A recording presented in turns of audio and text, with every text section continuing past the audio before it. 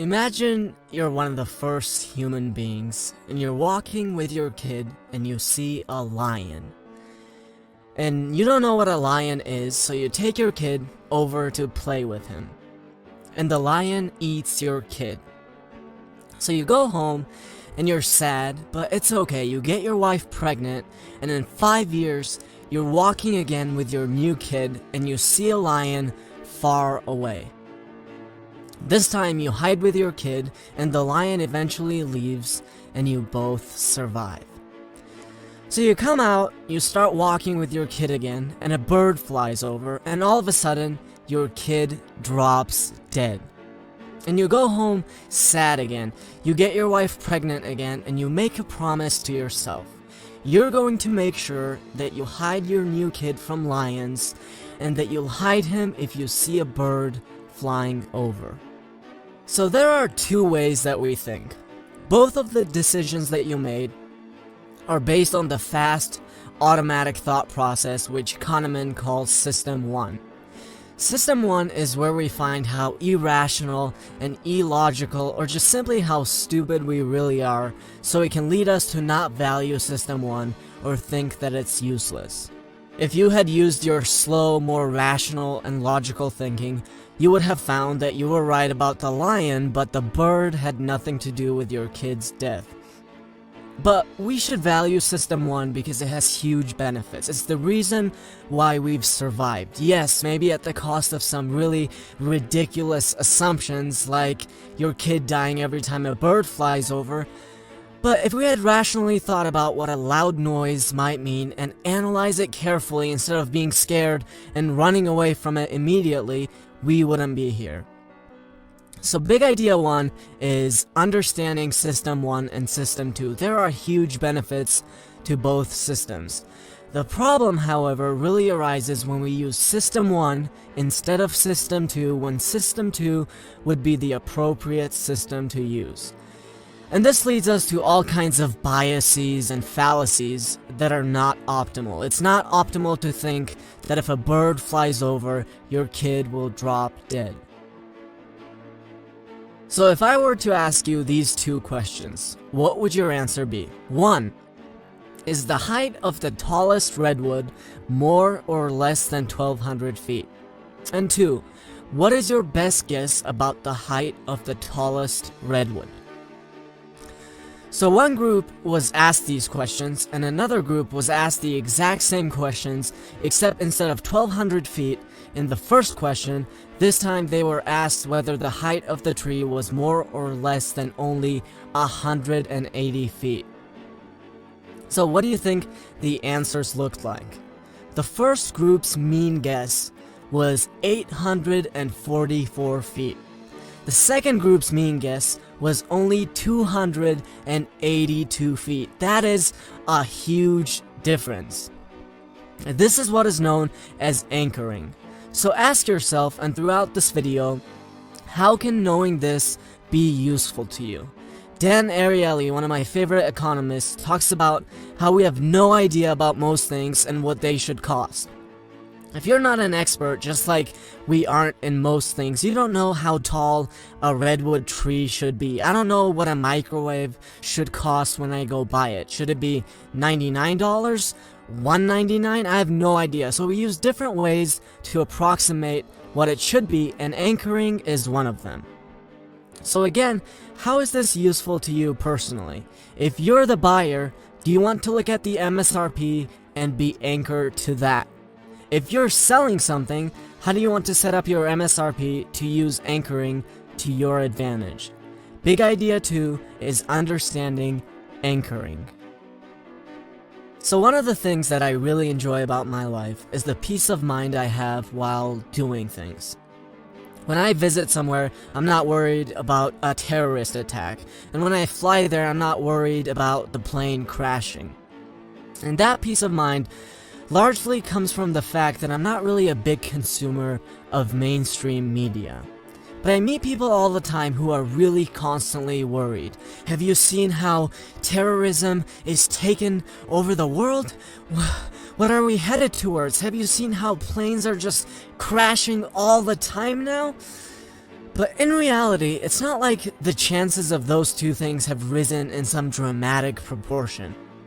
They're highly unlikely, and I mean a probability very close to zero that your plane will crash. And this is what is known as the science of availability. Even an event that has an almost non-existent probability of happening to you can be assigned a reasonable or even a high probability by you just because of what's available to you. So again, ask yourself, how can you use this concept to make your life better? Is it better to enjoy your life and realize that the world is actually not as bad as commonly portrayed, or watch the news every day where you'll be shown constant death and destruction because that's what sells? Big idea 3 is understanding the science of availability. Now, let's say I offer you to play a game with me. We're going to flip a coin, and if you win $1,000, and if you lose $1,000. Do you want to play that game? If you're like most people, that is a game that you do not want to play.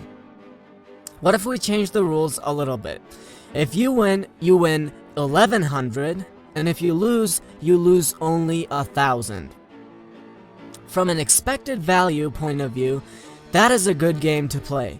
But if I asked you to play that game right now, and you knew that there was a 50% chance of losing your 1,000, if you're like most people, you still wouldn't play, even though there's also a 50% chance of winning 1,100. This is called loss aversion. Most people are very loss averse. In fact, you have to offer somewhere about $2,000 to get people to play. Now, this might be interesting, but again, ask yourself, how can you use understanding this in your life? You know you're going to be more convincing explaining to someone what they're risking losing instead of what they could possibly gain. So maybe you want to convince someone that being an alcoholic is bad. How do you want to go about doing that? Do you want to talk about how they could possibly gain a better job and make more money if they overcome this problem? Or do you want to tell them how they're going to lose their loved ones, like their spouse and children? Big idea 4 is understanding loss aversion. Now imagine I'm your doctor and I have to do an operation on you, and I tell you there is a 10% chance that you're going to die. I could also tell you there is a 90% chance that you're going to live. Now, from a statistical point of view, there is absolutely no difference in those two statements, but in the first case, you're going to feel much worse than in the second. This is known as framing. How you frame the exact same situation can have dramatically different consequences. So big idea 5 is understanding framing. Again, ask yourself, how can you use this? How can you use framing to make good things more appealing and convincing to your friends or your children or whoever else you want to influence? And finally, big idea 6, understanding the sunk cost fallacy. This is all about letting your past decisions influence your present decisions. So think of John. He has no idea about poker, but he thought he would go gamble and play. Fast forward into the night, and John has now lost $1,000 and hasn't won anything. Now, if John looks at the odds of his winning from this moment on, which would require the use of System 2, which he's probably not going to use, he would find that the best thing to do is completely disregard the 1,000 and get up and leave. The 1,000 already lost has nothing to do with what his odds are starting from this moment, but John is going to be heavily influenced by the $1,000 and most likely keep playing and losing even more. Let me give you another example. Jen bought 50 boxes of candy a few months ago. So her house is full of candy, but she now finds out about the importance of eating healthy, and she realizes that the candy actually hurts her. but she can't just get rid of it. She paid money for it at some point, so it's really hard for her, even though the candy is going to hurt her. Now, you might look at John and Jen and say, what a bunch of idiots, but the reality is that you and I are no different. Look around your house right now. How much stupid shit have you bought over the years that's now just laying there, taking up space, bothering you? You're never even going to use it again, but you don't get rid of it. There is no difference between Jen or John and you in this situation. The chair that you bought gets in the way all the time. There's no room for it in your little house. It's causing you pain, but how can you get rid of it? You paid $59 for it at some point. This is what is known as the sunk cost fallacy. Your past decisions shouldn't affect what is good for you now. If you paid money for a bunch of candy at some point, it doesn't mean that it's good for you to keep eating it.